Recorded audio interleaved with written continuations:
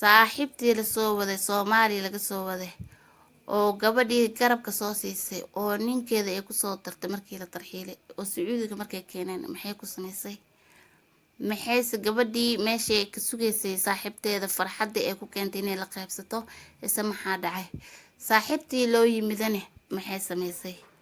oo ninkeeda gabadhii waa lala guursaday ninkay la guursatay saaxiibtii oo Soomaali laga soo waday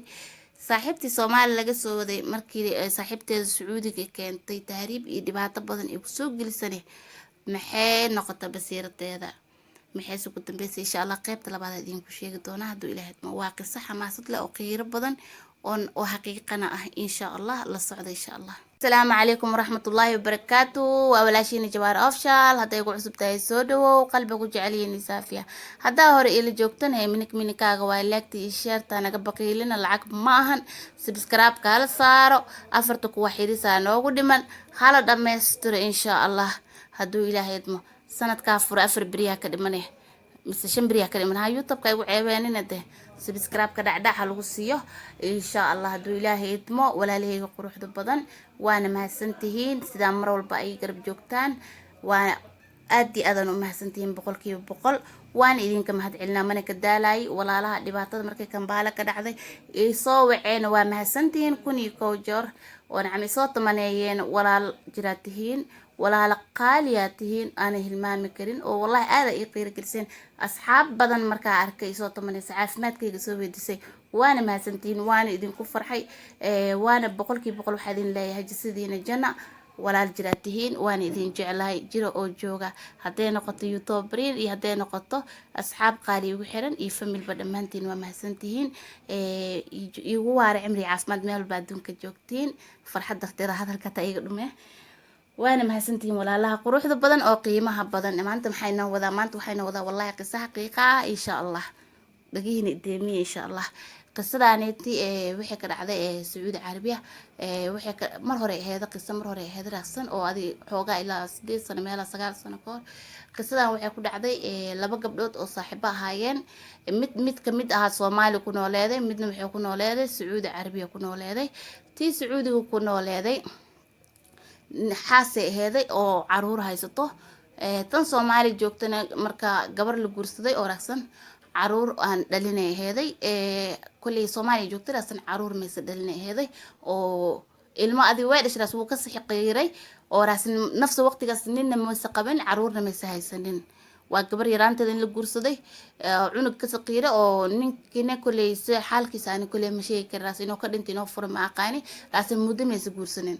midda kale Sacuudiga joogtana waxay ahayd gabar ilmo badan haysato oo Ilaahay barakeeyay ilaa 7 caruur haysato markan gabadhii Sacuudiga joogtay ninkeeda la qabtay Soomaaliya oo tagay Soomaali markuu tagay saaxiibadeeda wuxuu ku tiray saaxiibey ninkaaga dumaashigayga imaaday hada soo raaca ka waran oo lacagta iga dhibta oo markaa shaqeeyo ku gudo Sacuudina waa isku keenaa haday saaxiibo noqoto iyo haday family ba ay noqoto waa sidaas waa isku keenaa oo qofka markii la keeno oo lacagta ku gudaayo tahriib ahaan ku keento markaas ku tiri abaayo ninkeyga uu soo tahriibooyaan in lacag maay aad gabadha way babariyatantay alcamuum way keentay ninkeeda wuxuu ku dhahay dib ma lahan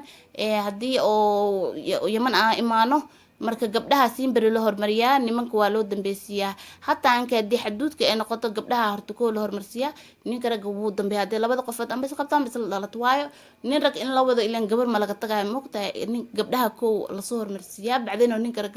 amba meeshu iska dabari karaa maano ilaan raas qof dumar ah waa la soo hormarsiyaa siin bari marka oo xaduudka la keenay lacagta gabadha way awoodi weysay oo ninkeeda iyo gabadhaaniti in hal mar ay ku keento markaas ay ninkeeda wuxuu ku dhahay abaaye meeshan qof dumar ma loogu tagi karee carabtaaniti oo waxa sameeyay saaxiibta ku gali anigana ilaa waxa soo dhaweynaa Sacuudi kasto jeesani maxali meelaas imaana oo soo dhaweynaa dib ma laha dhow baawur oo 500 ilaa 1,000 riyaal amal iska soo qabsanay okay lagu heshiiya daad ku qanacsantahay dib ma lahan waa qofkan qof dumar ah iga daran gabadhii sidii lagu soo waday Sacuudiga ku soo gashay ninkina Ilaahay markiis waxa uu kama dambeeynin gabadhii lacag yar ayuu wax ka maqneeday soo qaadatay ninkeedana sidii ay ku soo gelisay oo waxba kama soo dambeeynin markii la yimiday oo Sacuudiga la imaaday waxa dhacday ninka markuu soo caga dhigtay naagtan saaxiibtay aheeday ilaa markii saas u soo caga dhigataybo ilan oo shaqadii usbuuci hadii oo qofka aa kusoo dagato kale inaa haduu shaqo soo waysh ka shaqeeyo waa inaa raacdid oo shaqooyinka aad soo babaratid maahano marka soo bax shaqooyinkii iyo raac markuu xitir mas'uul kariya kan waa ka dhaco ilan naagtan walac waaye gabadhan walac waaye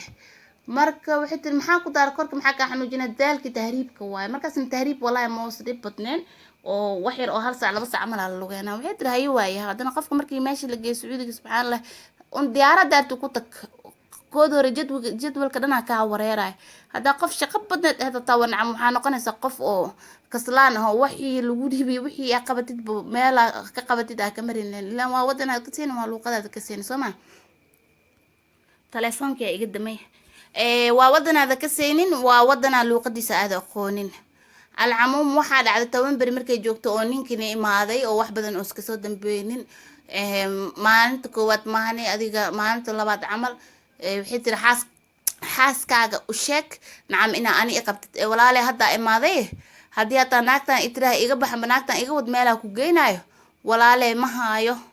nacam ehelkaygana kuuma geey karo oo naagtan way jecel yihiin waayahay tiri maxaa la lahaa ii sheeg waaya shaqo sida uu dhaqsada badan raasa qofka haduu joogi jira hataa oo hadda asoo ga shaqo intee ka keenay ilan inaa shaqo aaraasatid waa ilan qofka u shaqay jirto kuma sugaayo soo maahan ilaa qofkaasi inuu aad ku jeclaa oo markaa imaatid oo ku maqlo kaleente nacam maxaa la ii sheeg oo ku naxariisto lacag laga yaaba hataa wuxuu ka cabsanaa beri kama hadana qofkii amaal qabta ilan qofkii markuu ka seenin wuxuu isleeyahay sharci oo leeyahay amba sharci bambeena la iska wataa waxa la sharciya la mogtahay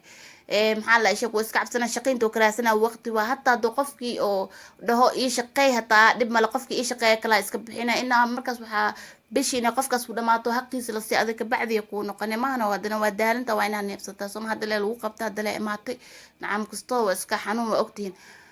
marka waxaa dhacday gabadhan intii lacag yar ay soo qaadatay waxay tiri ninkeeda meel yar oo sida buufiyaanba oo sandwichki waxa lagu sameeyo niyow sameyso maadaama hadda oo shaqooyinka dhan ay ka istaageen oo shaqana aad haynin markaas waxaa laga shaqeey jiray shaqooyinkan oo bakeeriyaalka iyo waxaasita oo shirkadooyinkeeda loo shaqeey jiray inkastoo hadda aysan jirin marka wuxuu shirkadahaas oo bakeeriyaalka loo shaqeey jiray berigaasiti hadda ma aysan jiraan hadda ilan kafiil ala kafiil alla sooma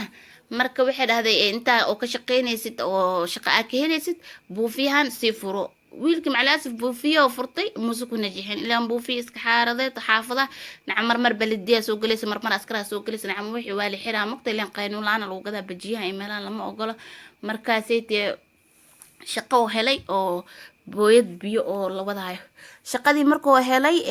bishii koowaad oo soo qaatay ilaan xaasa deen ku keento oo naakalan deen ku keento naagtina ma shaqeyn oo samaano gabadhii alcamuum waxay dhahday walaale macaanaysaan talam ku noqonayso beesadii lagu keenay barna waa ku cafiyee barka kale waa inaa shaqeysa baayooy anigu wax ma hay waa ogtahay ninkan labada bilood oo xamar jiray nacam biilo iga raba guriga kirdiis iyo wixiisa dhanaa dhiibaaye wax kale oo keedna iyo mayaal ficlan qofkana wallahi haddii mar amba qof laga qabta amba qof aa soo gelisid keedkii aa bixisay nacam qofkii aa keento kale ku saacidin kastoona waa iska xanuun waayo waa ogtahay keedkii dhan aa bixisa mogtahay meeshaasaytina kasta keedda kaa baxdo waa kaa wareereysaa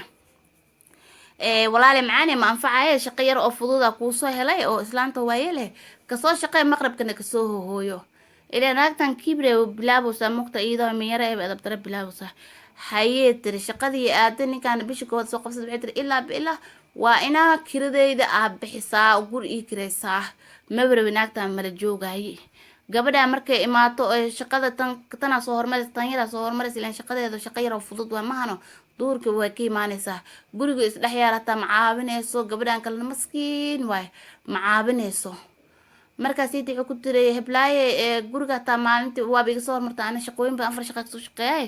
ma baayo hataa badar wax aan banoo sii karisid xaajigna waa imaana waa isma maroojinay nacam hadalkii way uga goynay warka nacam gabadhii oo kuura gabadhii ma iska shakin waxa ma iska dhihin maalin dambe ninkeeda iyo jimcida waa la wada qadeena maahno waxay ku tiri abaayo macaaney ninkaaga inuu wax kuu sheega marbiyo aniga asiga waxaa isku soo meersanay dalkii mar markaa soo raacnay uuraan leeyahay mana shaqay kari mana kuu shaqay kari ilmahaaga buuqoodane ma xamili kari nina la weydiiyay haa waa qabaa waay ma qabtaa haa lacagtaa kuu keenay lacagtaa iyada ku keenay nacam iska dhiibay albaabkan iiga baxa ninkii almuhiim adiga ehelkii wixii ka gaartay gabadhii weyneed marka way fikirtay waxay tiraahdo ninkaan gabadhan guri u kireeyo oo alaab uga gado deentini beri berda ma gudaya marka waxay tiri intaad deenta ka dhiibaysiin meeshaan qolkan 2 qol fadhi maano haa qol fadhi ilmeyga aan naga badan qolkaaneeti naagtaaneeti sariir usoo dhigo intaad deenta ka gudayso deenta markaa dhiibtiine ardullaahi waasac waaye maxay ka haleysay المهم naagtii sidii aa lagu dhaqmaayay markii muddo oo adiga 2 bilood camal oo gabadhan dhalmadeeda soo dhawdahay oo guriga la jooga baahele waxa sameynay ninkii naagtan yar loobo miirkiisa dhan ee noqotay gabadhan iyadoo daalinay shaqkimaanay jikada u galay markay iyagoo hadlaan u timaado shib ee dhahayaan markay qolka soo baxdo nacam waxay sheegayaan ilaa halka qol nacam qolkan waraashin ku jira mahano jikada waa yaraada المهم waxaa dhacday sababtan waa iska qoran tahay marka waxaa dhacday gabadhii maalinta Ramadaan ee ahayd Ramadaanta markay ahayd waxaa dhacday gabadha marka qolkii waxay ka doonatay baastada markay ka doonato suxuur ay karinaysay Sacuudiga Ramadaanta oo kale habeenkii laga shaqeeyaa baastadii ka doonatay baastada ka doonatay way hadlayeen markay gashay shib ee dhaheen markay soo noqotay qosla dhaq dhaheen qofkan shaydaan waa iska taqaaniin markii labaad hadana ma qaan wax kale doonatay hadana sidii nafsi xarakaadka ku sameeyeen abaahele baasta dabka u saarneede baastadii maxay ku sameysay baastadii le waxay ku shubatay adduun saliid iyo saabuun iyo adduun le ku shubatay insha Allah qayb labaad idin ka sameynaya baastadii markay saliid ku shubatay way karkarisay marka hadee karkarisay maxay ku sameysay ma ku shubtay iyo labadooda ma dili doontaa misaal qof wada dishay insha Allah qaybta labaad idin ku ku samey doona haduu Ilaahay idmo waa taraaqi sideeda baad insha Allah soo dhawaada asxaabteeda quruxda badan